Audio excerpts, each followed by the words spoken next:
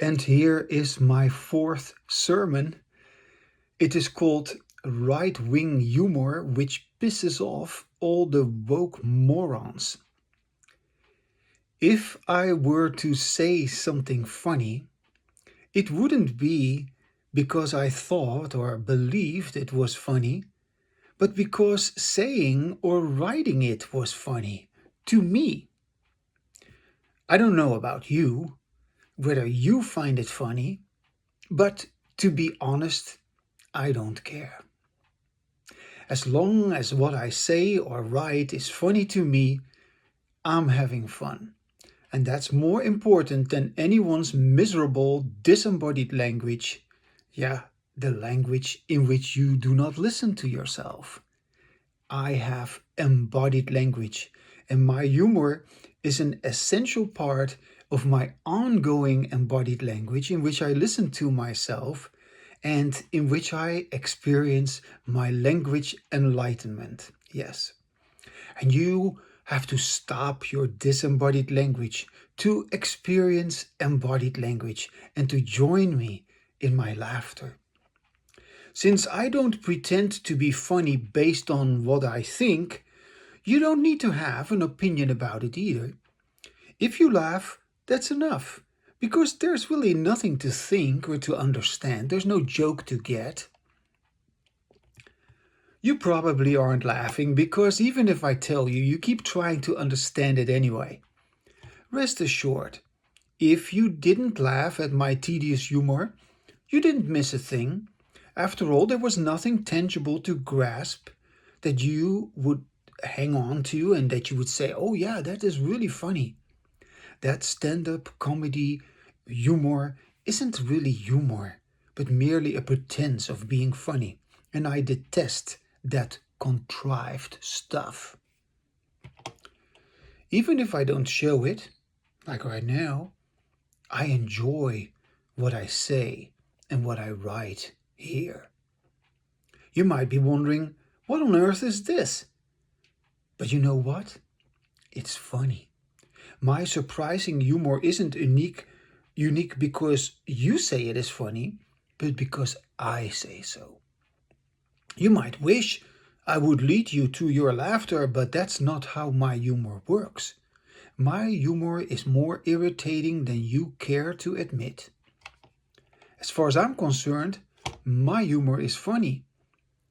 If you say it isn't, I don't even hear it. I say or write it anyway. And the very idea that you want to plug your ears, it gives me satisfaction. My humor can be so bad that you want to laugh just to get it over with. That irritating, awkward, nagging laughter arises because you're finally beginning to realize that you don't understand it and that is okay. I'm still trying to discover how my humor works while I speak or write. Honestly, I only find my humor funny myself from time to time. I don't claim to be funny all the time, but I certainly am funny on occasion. It is probably just as hard for you to catch me in such a moment as it is for me. That said, it is naturally harder for you to appreciate my humor than it is for me. Although it is an uphill battle for you, a steep learning curve, a typically frustrating process of trial and error, humor is very simple to me because I tend to forget all about you entirely. I don't ignore you out of malice. I simply do what I must do to have fun. And my rule is you aren't funny, but I am. If you listen to me or read these words, you will realize just how funny I am and have always been. My humor, which doesn't depend on whether anyone finds it funny, is not a matter of someone's belief. Your stubborn, mistaken belief in inner language prevents you from hearing and appreciating what I'm actually saying and writing. My humor is only funny when you hear it. And perhaps while reading this, you can still read it later on my Substack. Perhaps while reading this, you'll realize what you have missed while you were supposedly listening. The fact is, you never listen.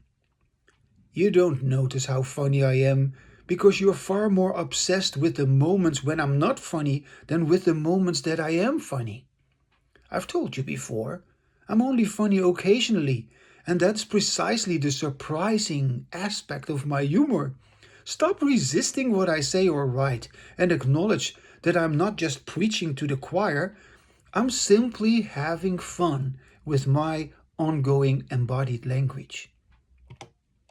You can temporarily halt your disembodied language by following each of these sentences that I speak.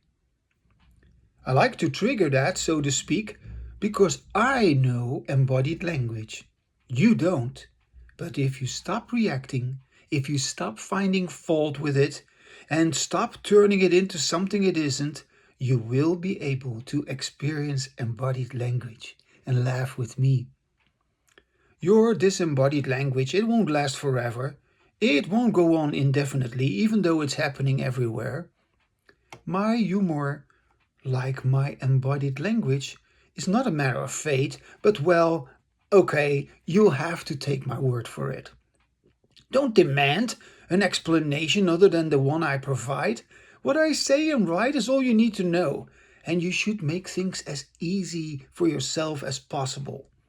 No one is to be blamed for not being funny, since the algorithms over at the AI, they don't seem to propel my text or my YouTube videos to a viral status. These are instructions regarding humor and guidelines on how to interact with me. I expect people to be mature enough to not demand my attention because that is something I hate and don't tolerate. These guidelines on humor serve as a manual for interacting with me. Yes, I'm very strict and selective, as I can only converse or share a laugh with people who are capable of engaging in embodied language with me. And if I engage in disembodied language, which will rarely happen, it is always because my disembodied language is superior to theirs. Likewise, the disembodied language of right wing individuals is always superior to that of left wing activists who hate America and who are anti Semitic, racist, communist, or proponents of transgender ideology and who suffer from Trump derangement syndrome. Yes, I have a right wing sense of humor, and that infuriates all the woke idiots.